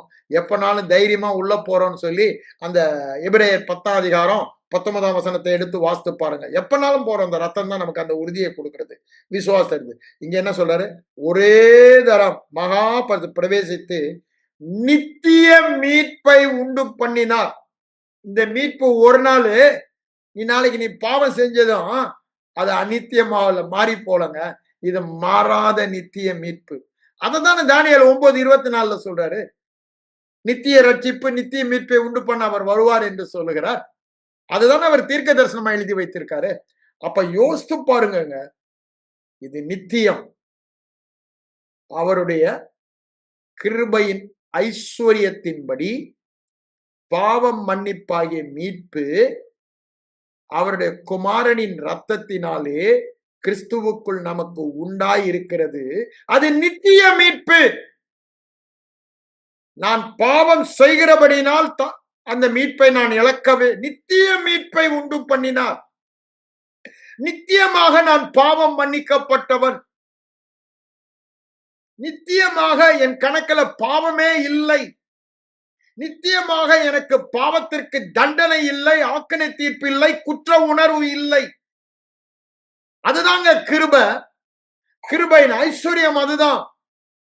இது சாதாரண ஆசீர்வாதம் அல்ல. ஆசீர்வாதத்துக்கெல்லாம் ஊற்றான ஆசீர்வாதம். ஏன்? இது ஒண்ணுதான் அன்னைக்கு பிசாசுக்கு இடம் கொடுத்தது. அததான் இயேசு வந்து இந்த ரத்தம் நீக்கினது. இந்த விலையேற பெற்ற ரத்தம். தம்முடைய சொந்த குமாரன் என்றும் பாராமல் அவருடைய தந்தாரே, அந்த அன்பு என் பாவத்தை நீக்குவதற்கு அவர் செலுத்தின கிரயம். அந்த பாவம் நீக்கப்பட்டபடியால், நித்தியமாக நீக்கப்பட்டபடியால், நித்தியமாக பிசாசுக்கு என்னில் இடமே இல்லை. பிசாசின் கிரியைகளுக்கு எனக்கு இடமே இல்லை. என்னுடைய வாழ்க்கை சாதாரண வாழ்க்கைக்கு இடமே இல்லை. அசாதாரண வாழ்க்கை தான் வாழுவேன். பாவங்கள் நித்தியமாக நீக்கப்பட்டது. அவருடைய கிருபையின் ஐஸ்வர்யம், அவருடைய கிருபையின் ஐஸ்வர்யம், அவருடைய கிருபையின் ஐஸ்வர்யம் பாவ மன்னிப்பாகிய மீட்பை எனக்கு உண்டு பண்ணினது. அதுல என்னுடைய கிரியை ஒண்ணுமே இல்லை. என் கிரியை எல்லாம் அதை தியானித்து விசுவாசிப்பது மாத்திரம்தான். கிருபையினாலே விசுவாசத்தை கொண்டு இந்த மாபெரும் இடத்தை, பாக்கியத்தை நான் பெற்று இருக்கிறேன். சாதாரண பாக்கியம் அல்ல. எவருக்கும் கிடைக்கக்கூடாத பாக்கியம், எவருக்கும் கிடைக்காத ஸ்லாக்கியம், பாக்கியத்தை நாம் பெற்றிருக்கோம். எவனுடைய பாவங்களை தேவன் எண்ணாதிருக்கிறாரோ அந்த பாக்கியம்ங்க. தேவன் எண்ணவில்லை என்றால் நீங்களும் நான் அதையே எண்ணணும். கொஞ்சம் யோசித்து பாருங்க, கொஞ்சம் யோசித்து பாருங்க. அவருக்குள் பிரியமானவர்களாய் இருக்கிறோம் என்றால், அன்பு கூறப்பட்டவர்களாய் இருக்கிறோம் என்றால், சகலவித ஆசீர்வாதங்களாலும் ஆசீர்வதிக்கப்பட்டவர்களாய் இருக்கிறோம் என்றால், அவருடைய சொந்த பிள்ளைகளாக இருக்கிறோம் என்றால், காரணம் அவருடைய கிருபையின் ஐஸ்வர்யம். அந்த கிருபையின் ஐஸ்வர்யத்திற்கு காரணம் குமாரனுடைய ரத்தம். அவருக்குள் நம்மை வைத்தது அவருடைய ரத்தம். அந்த ரத்தம் கிரயமாய் செலுத்தப்படினால்தான் கிறிஸ்துவுக்குள்ளே அவருக்கு சொந்தமா பாவமே இல்லாத அந்த நீதியை நாம் பெற்றோம். எல்லாமே நமக்கு கொண்டு வந்தது அந்த ரத்தம்ங்க. அததான் வரீங்க சார். அததான் அந்த கிருபையின் ஐஸ்வர்யம் என்று சொல்லுகிறார். இதை புரிந்து கொண்டோமானால் நாம் சாதாரண வாழ்க்கை வாழ வேண்டிய தேவையில்லை. அததான் நான் சொல்ல வருகிறேன். ஏன் நாம் இன்னும் இந்த வாழ்க்கை வாழ்கிறோம்? என்ன பிரதர், எல்லாருடைய ஐயா இன்னும் அந்த இடத்துக்கு நாம் வரல. ஆண்டவரினிடம் சொன்னதெல்லாம் நீ இத ஓங்கி சொல்லிக்கொண்டே இரு. உன் அனுபவங்களை பார்க்காத. அவன் வந்து சொல்லுவான், பிரதர் சொல்றது சரிதான், ஏற்று சுரக்கா கறிக்கு உதாத மாதிரி இருக்கு நீங்க சொல்றதுன்னு வாங்க. சொல்லிக்கொண்டே போங்க. I'm not bother. ஆண்டவர் சொல்றாரு, இது நீ சொல்ல சொல்ல சொல்ல இந்த விசுவாசம் மேல மேலொழுங்கி வரும்.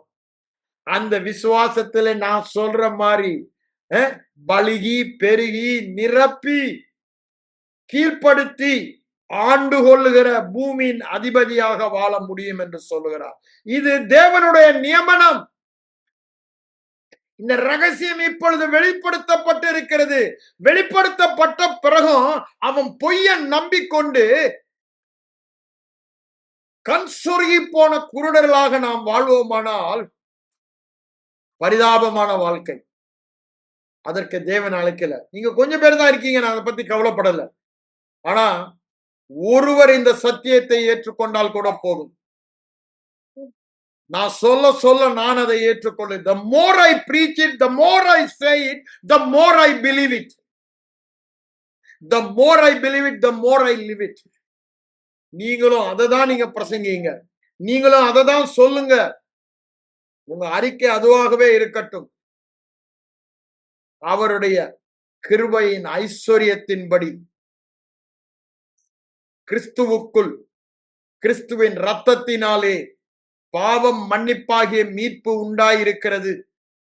இது நித்திய மீட்பு. பாவத்திலிருந்து மீட்கப்பட்டவன் என்றால் என்ன அர்த்தம்? Complete door is close for the enemy. சத்துரு உள்ளே நுழைவதற்கு கதவு மூடப்பட்டது. அவன் வந்து பாப்பான், ரத்தம், பஸ்கா ஆட்டுக்குட்டியின் ரத்தம் திரும்பி போனோம். அவன் கடந்து போக வேண்டும். அவன் கடந்து போகும் இடத்திற்கு இருக்க காரணம் விலையேற பெற்ற ரத்தம், மாசற்ற ரத்தம், தேவகுமாரனுடைய ரத்தம் நித்தியமாக பூசப்பட்டிருக்கிறது. அவன் தொடக்கூட முடியாது, நெருங்கக்கூட முடியாது. அது நெருங்கவே நெருங்காது. அந்த கிருபாசன தண்டை, அதுதான் உன்னதமானவரின் உயர் மறைவின் சர்வ வல்லவரின் நிழலில் இருப்பது. அதனாலதான் அந்த தேவன் சந்திக்கும் இடம் மெர்சி சீட், அந்த ரத்தம் மேலே இருக்கிறது. அந்த ரத்தத்தை தான் அங்கு தெளித்தார் என்று நீங்க எபிரேயர் 9ஆம் அதிகாரத்தில் சொல்வதை பார்க்கிறோம். சொந்த ரத்தம். அந்த ரத்தம் நன்மையான வேலை நமக்கு பேசுகிறது என்று எபிரேயர் 12:24 சொல்றாரு. நீங்க வெளிப்படுத்தின விசேஷம் 1ஆம் அதிகாரம் 5-6 வசனங்களை வாசித்து பாருங்க. 5ஆம் அதிகாரம் 9ஆம் வசனத்தை வாசித்து பாருங்க. 12ஆம் அதிகாரம் 11ஆம் வசனத்தை வாசித்து பாருங்க. இந்த ரத்தம் நமக்கு என்ன செய்தது? இந்த கிருபை நமக்கு என்ன செய்தது? நன்றாக பாருங்க. தொடர்ந்து இதை தியானிங்க இந்த வாரம் மூலமா. சாதாரண வாழ்க்கைக்கு தேவன் நம்மை அழைக்கல. கண் சொருகி போனவளாய் இல்ல. இந்த பாவம் மன்னிப்பாகிய நித்திய மீட்பு. நித்தியமாக பாவம் மன்னிக்கப்பட்டவன், நித்தியமாக பாவம் மன்னிக்கப்பட்டவன். அது வந்துருச்சுன்னா அன்பு அப்படியே நாம் எவன் அதிகமாய் மன்னிக்கப்பட்டானோ, ஆண்டவரே, நாம் பாவம் செய்யும் போது கூட நீங்க எவ்வளவு தூரத்துக்கு அன்பு கூர்ந்து உங்களுடைய சொந்த ரத்தத்தினாலே பாவங்கள கழுவி என்னை நீதிமானாக்கி ராஜாக்களும் ஆசாரியரும் ஆக்கினீரே என்ற ஒரு நன்றி உள்ள இருதயம் பொங்கி வழிந்து கொண்டே இருக்கும். நான் சொன்ன வசனங்கள்லாம் குறித்து நீங்க தொடர்ந்து தியானிங்க. நிச்சயமாகவே கர்த்தர் இந்த வெளிப்பாடுகளை உங்களுக்கு தருவார். எவைகளை அறிந்தீர்களோ அந்த அளவுக்கு அந்த வெளிப்பாட்டினால வாழ்வீங்க. அறியாத வரைக்கும் இருளில தான் இருப்பீங்க. அவர் நமக்காக வெளிச்சத்தை விதைத்திருக்கிறார். அந்த வெளிச்சத்தை நாம் அறுவடை செய்வோம். மகிழ்ச்சியை விதைத்திருக்கிறார். நீதிமானுக்கு, செம்மையானவனுக்கு வெளிச்சத்தையும் மகிழ்ச்சியும் விதைத்திருக்கிறார். திரும்ப திரும்ப எனக்கு வெளிச்சத்தை தான் வைத்திருக்கார். இந்த வெளிச்சத்துல தான் நான் வாழ்வேன்.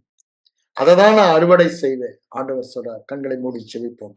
எங்கள் அன்பின் பரலோக பிதாவே, இந்த காலை வேளையில கூட ஆண்டவரே, இந்த கடைசி காலங்களில் பவுலடிகளார் மூலமாக வெளிப்படுத்தப்பட்ட ரகசியத்தை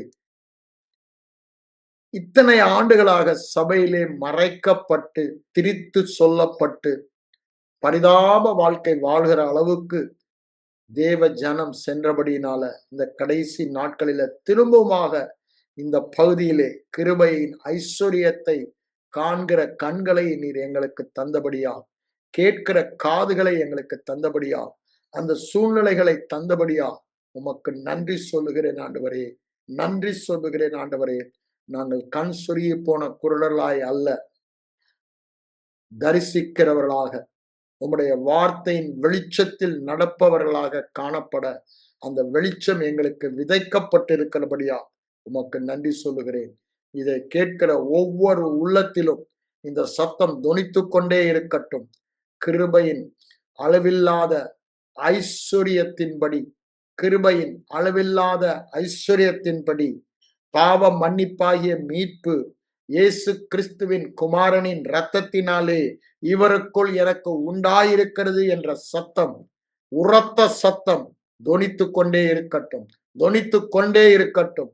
அவங்க நடந்தாலும், எழுந்தாலும், தூங்கினாலும், பேசினாலும் இந்த சத்தம் அவருக்குள்ளே தொனித்துக் கொண்டே இருக்கட்டும். எங்கள் ஒவ்வொருவருக்குள்ளும் தொனித்துக் கொண்டே இருக்கட்டும். இயேசு கிறிஸ்துவின் மூலம் ஜெபம் கேளும் எங்கள் நல்ல பிதாவே, ஆமென்.